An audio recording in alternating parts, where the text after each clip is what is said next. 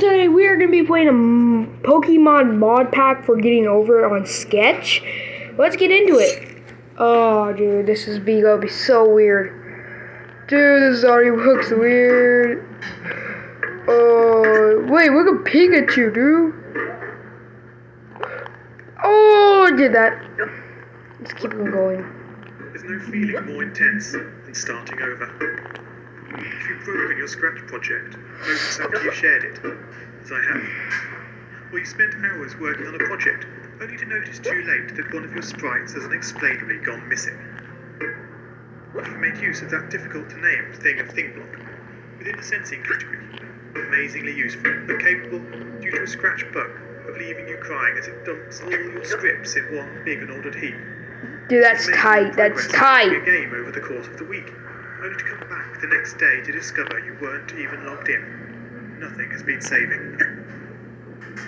Starting over is harder than starting up. If you're not ready for that, like if you've already had a bad day at school, then what you're about to go through may be too much. Feel free to go away and come back. I'll be here. Alright, thanks for coming with me on this trip. I'll understand if you need to take a break at any point. Just find a safe place to stop and remember to pause the game by pressing B. On Scratch, you can find loads of remixed and reimagined recreations of existing games. And with good reason.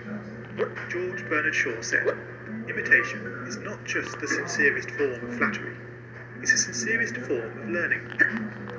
This game is a recreation of a game that came out in 2017, titled Getting Over It with Bernard Foddy.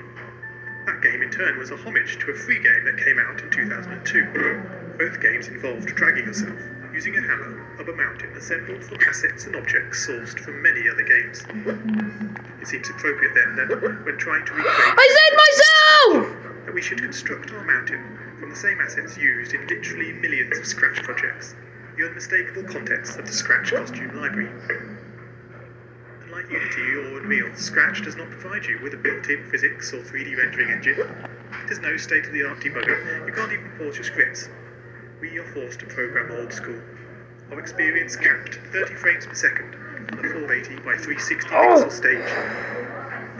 Very restrictions force us to experiment, to think out of the box, to grow as developers as we become masters of all things Scratch. Let's not forget, what we lack in technology, we make up for in community. This fantastic bunch of budding software engineers, building, learning, creating, playing, remixing. Pika!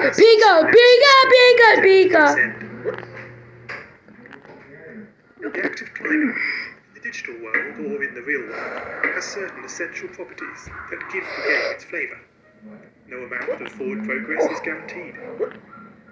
We did it, guys! Getting over it. You're standing next to a dead tree, which blocks the way to the entire rest of the game. You prod and poke at it, exploring the limits of your reach and strength, trying to find a way up. When starting a Scratch project, that initial blank slate is both refreshing and at times a little scary. It would be great if we could travel forward in time and review our This part's really hard. I certainly wish we could. The real draw of coding, what gives it that special zing, is the challenge of accomplishing something you've never done before. At this point, you don't want to fall into the trap of rushing into creating loads of content, designing all the levels, the player costumes, all the easier stuff that could be perfected later. No, before all that, you need to prod and poke that tree. That is, understanding the coding difficulties you're expecting to face, and try out any ideas to solve them. You may not be able to time travel, but at least this way you I went in on the boot. how well your project is likely to go. Potentially save yourself a lot of time. This project began life a couple of months ago as 3 simple steps: hammer and level. I spent no time on the art, just using ScratchGAT and a few My phone! editor. The scripts for the player quickly mocked up in a similar fashion to those I teach on my YouTube channel. With the hammer I had to improvise, because I'd never done anything quite like that before. And boy, did I prod and poke at those scripts. What I had imagined and the results I was achieving were hard to reconcile. The hammer and the player sprites would get stuck in the walls and ground, shake and jiggle and clip up to the top of the screen. Worst of all, I tried the bread and butter action of lifting the player up upon the hammer. Any tiny movement would throw the player into a crazy up and down motion as if bouncing upon a possessed pogo stick. Things don't always turn out as you want them to. Sometimes it's good to take a break. So, for the time being, I shelved the project, letting it slowly slip down the list of unshared projects, joining the countless multitude of unfinished, unseen projects that haunt the vast storage archives of MIT. Have you, as you've been playing this game, stopped to wonder how you can balance on a hammer that is held out to one side? It feels quite natural in game, but try it in the real world, and you're not... Yo, Pikachu's so fat! No, this game is bending the rules of physics. Although I was not actively working on the project, the desire to code the game and solve the initial problems constantly played on my mind. Finally, I decided to give it another go. No! Research No! is a powerful tool. Don't just rely on what you think you know. YouTube can be a great resource for gameplay videos. Being able to pause and rewind the action is invaluable. Did you know that you can step through videos frame by frame using the angle bracket keys? My research helped confirm many thoughts I'd been having, and also uncovered some nuances around mouse movement that had really got me stumped. All this was food for my brain, and I was super fired up to bring it all to scratch. Oh, let's get out of here. And so, back in Scratch, I completely restructured the player and hammer scripts, bringing the scripts together in a single sprite. This allowed the movement of the two objects to be tracked together and to move. No, we're gonna beat this game. No!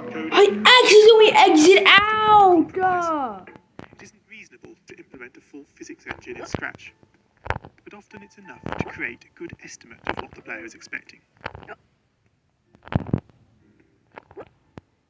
1 plus 1 is 2. If this was the case, if sometimes the answer is No! then we would be in trouble.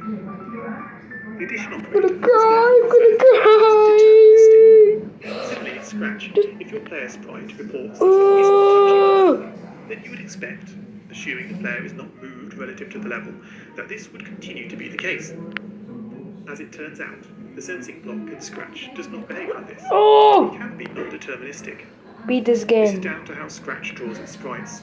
Their size and shape can change very slightly. Get me out of here! First visualized. Woo! We beat Pokemon. Did platforming script, resulting in sprites becoming tracked, teleporting to the edge of the... Okay, so we beat Pokemon, but this is gonna be it for today's video. I beat this Pokemon mod. See you guys tomorrow.